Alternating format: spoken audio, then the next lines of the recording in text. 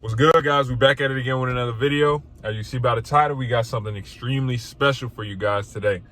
Today, headed down to Fort Myers from Sarasota. We're gonna taking the team as well. We're gonna go watch, Geico Nationals. So the national tournament to decide who is the best high school basketball team this year in the country. You know what I'm saying? Yesterday, at Sunrise Christian was upset. I think Prolific Prep upset them. Montverde won as well. IMG won. So today we're watching Montverde versus IMG. Then we're going to go see Link Year versus Prolific Prep. As we all know, we've done the Montverde team breakdown, so we know who they have. Dylan Mitchell, Derek, Hushafino, players like that. Derek Queen. And then we got IMG, obviously Keonta George, Eric Daly. You got Link Year with Jordan Walsh, Prolific Prep. I'm extremely excited to see them. I'm going to record the whole thing, give you guys a little breakdown of the on-court footage as well.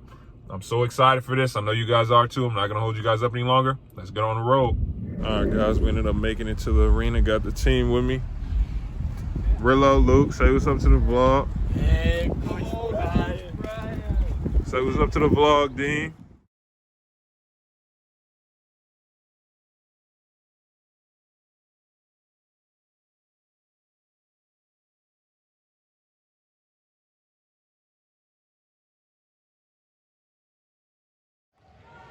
Montverde did a solid job defensively, turning IMG over and getting out in transition to score whenever they got the chance to, but for the most part on both sides, they did a great job executing their offense. There were a lot of open shots that got taken. Some of them just didn't end up going down.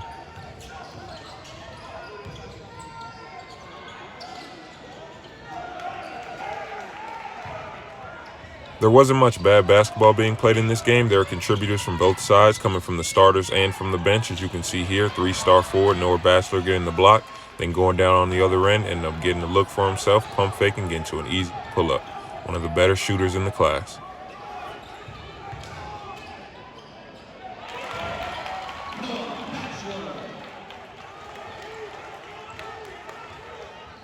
Jarris Walker did have some trouble scoring over Montverde's size and length at times, and Montverde did end up taking advantage of it a couple times, converting those misses into easy, wide-open looks from the perimeter.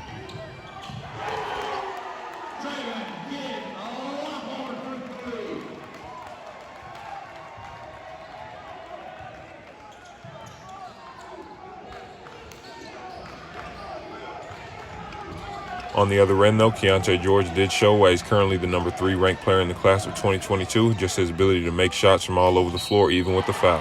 Big time.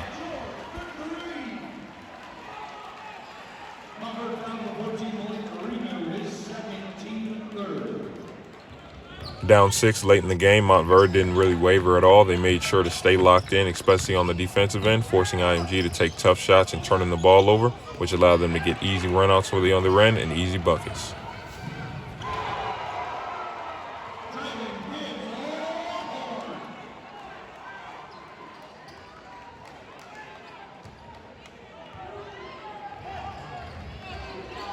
It seemed as though every time IMG took a questionable shot and ended up missing it, Montverde went down on the other end and executed their offense and ended up getting a great look for themselves and usually ended up scoring.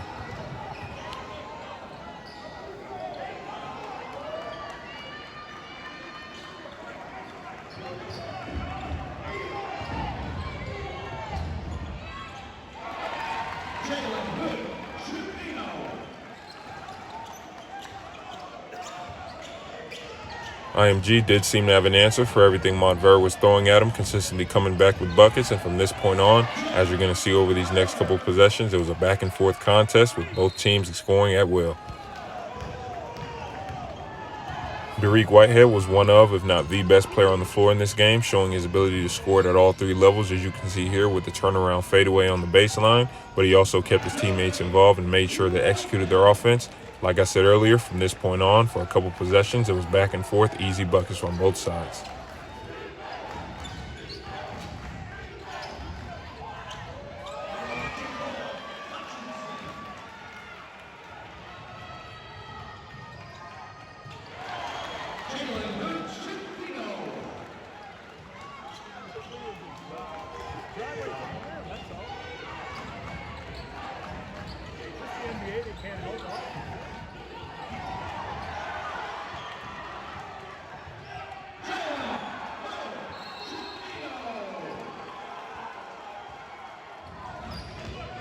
All tied up at 54 with under 3 minutes left in the game. It seemed as though Montverde kept making timely plays, even though Derek and Kwame both missed these layups.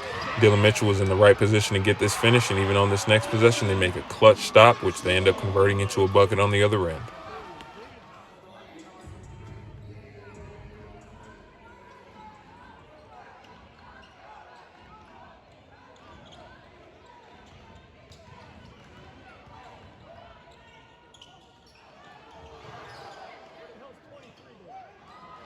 One of the biggest reasons that Montverde was able to overcome the deficit and regain the lead is shown in this possession here.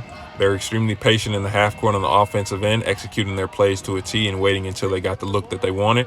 On this possession, they wanted the look of the isolation of Malik Renault on the block, and they end up getting the bucket.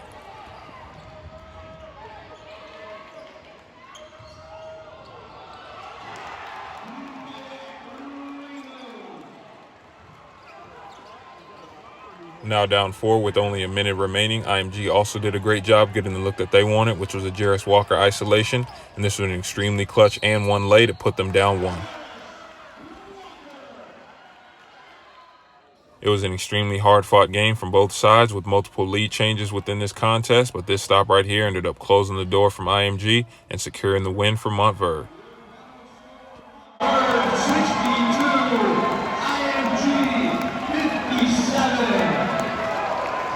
Montverde advances to the 2022 Geico Nationals Champion at 12 o'clock. 6'7" senior, number 23, Jordan Walsh. And that's center 6'10" senior, number 32. All right, guys, so that first game is over with. Give you guys a better look at the FSW's arena. It is an extremely nice place to play. When I was at Gulf Coast, we would go play pickup, over here from time to time, so I already know what it looked like inside, but had to come outside because I had to come charge my phone. I recorded a lot of that first IMG Montverde game, and then I'll be able to come back in and catch the second half of the Link Year Prolific Prep game, like we've said in the beginning. Link Year, Jordan Walsh, Prolific Prep, I think has 3 to 4 ranked players in the class of 2022, and from the first half that I did watch, because my phone was dead, I couldn't record it. From what I did watch, it was extremely high level. There wasn't a lot of scoring just because the defense, especially Jordan Walsh's defense, was like that. I'll show you that when I get back inside. But what I really came out here to talk to you guys about was the IMG Montverde game, right? So when we first walk into the arena, the first thing I noticed off jump, I think it was maybe 2 minutes left in the first quarter, but the first thing I noticed was a competition level from both sides. Obviously, the atmosphere in the arena was electric. There's a lot of people in there, but I noticed from both sides the competition level, chirping back and forth, playing hard defensively. Even the McDonald's All-Americans, who literally, some of them were on the same team not 3 days ago, still competing at an extremely high level in this game. This game went down to the wire. There were a lot of lead changes in it, but let's just talk about why Montverde did end up pulling out the win. But first, I know IMG lost, but I do have to talk about Keonta George, the number 3 ranked player in the class of 2022. From time to time, just seeing him in person, he kind of had this like laid back. I've heard it before, but just seeing him in person, he kind of has like this laid back demeanor, and you'd be looking at him like, oh, is he like really locked in? Like, all right, because he kind of like laid back, kind of nonchalant. And then you look up and he like, oh, he got 18. Oh, you look up again. Oh, he got 21 out. It was kind of like that. It was kind of like that at first. And then all of a sudden, this dude got hot, and he's one of those players. He's one of the better shot makers in the entire class. One of the reasons why he's ranked that high. When this kid got hot, you saw he hit the 4-point play and 1 3. He hit a deep pump fake, buzzer beater at the end of a quarter, making shots, going coast to coast, finishing right hand, left hand. Like I'm saying, you look up at the scoreboard, and he's like, oh, he got 25 now. I think he might have finished the game with 21 and 23 points, but he was scoring it at all 3 levels. Legitimately scoring the ball at all 3 levels, which was just great to see, especially against high-level competition. The creme de creme, Montverde, he was producing at a high level. Noah Batchelor also, we've done the IMG team breakdown, played hard defensively, made some timely shots. They just couldn't pull it out. For the most part, everyone on IMG did play solid. Jarris, there were times where he was, forcing the issue a little bit, where he didn't really get the looks that he wanted and kind of forced up some shots, which kind of I feel like led to them, towards the end, losing the lead that they had. But then again, he did make the and one, the late and one, clutch and one. You know what I'm saying? So everybody on that on IMG, I feel like make plays, and you can see, okay, this is why this player is ranked here. This is why he's this highly touted. But let's get to Montverde, right? Montverde, for the most part, for their team, right? It was an equal win. There wasn't really one player that I can say, okay, you know, he just outperformed everybody. They had a lot of dudes with 6 points, 8 points, but Derek Whitehead, well, even though I just said nobody really outperformed everyone, Derek I think he finished with 19 to 21 points. But when I say no one really was outperforming, it's because his 19 to 21 wasn't really that loud. Like I said, this Derek is a point guard, and kind of why I feel like Montverde won is when you look at Derek Whitehead when he's on the court, I feel like he just has this calmness to him. Because even when IMG took the lead late, he had this calmness to him. And you just saw Montverde, they weren't shaking up, they weren't getting sped up. No, we're gonna play our game, we're gonna execute. Derek was a big part of that, putting people in their places, competing on both sides of the floor and hitting timely shots when he needed to. You know, he hits the threes. He gets the turnaround fadeaway on the baseline. So he can make shots as well, while also getting his teammates involved and also making sure that they're executing the offense how it's supposed to be. But all in all, that was an extremely high-level basketball game. Like, I really, really enjoyed coming out here, watching all these dudes play, especially the ones that I've done breakdowns on, just seeing them in person. Like, that is just big time, big time. But phone's pretty charged up. About to go back in here, give you guys some clips on Jordan Walsh and Link Year and Prolific Prep. Jordan Walsh is always dangerous going downhill in transition, but what he also showed me in this game is his ability in the half court to create for his teammates because of the attention he draws on the offensive end.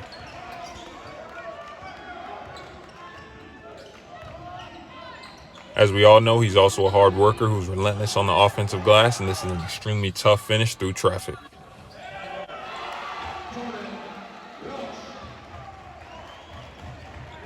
His defensive intensity throughout this entire contest was next level, using his long arms and athleticism to stay in front of quicker defenders and in most occasions end possessions and turnovers.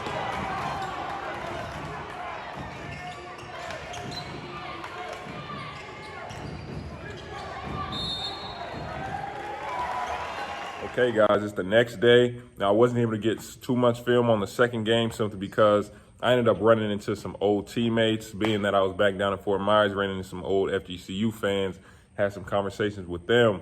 So I had to do that. But in the clips I did show you guys, I just wanted to show, like, that second game, the defense in it, especially from Link and Jordan Walsh, was crazy. Like, for Jordan Walsh, even though, you know, at first he wasn't really making shots, he was still effective, you know, driving the lane, effective in transition, but he wasn't really making shots.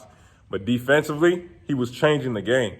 When I'm talking about, like, he was getting his hands on every ball, if it was a tip, a steal, he's getting every rebound, he's pushing in transition. This is the type of player that I'll tell you guys, two ways. If your shot isn't falling, he's still effective on the other end. Prolific prep. They had this one guard, his name was Trey, I can't remember his last name, but he was I think he's top 40 in the country, but he was getting off. I think he had like 20 by the third.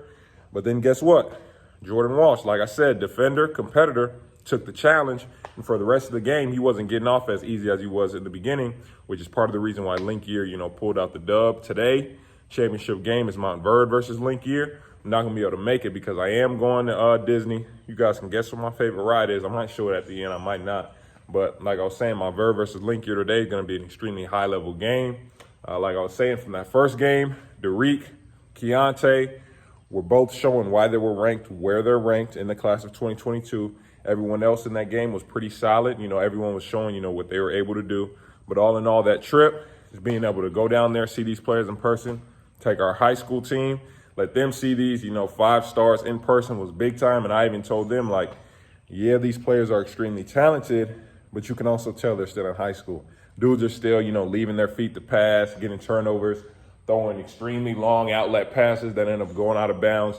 You know, just sometimes you'll see the decision-making isn't all the way there. This is why I tell my players, you know, one day, you know what I'm saying, as you advance in this game, all of a sudden, though, you'll start to understand those mistakes. You'll get better, and they'll kind of go away, and all of a sudden you might have a chance to play at the next level. But like I always say, appreciate you guys watching.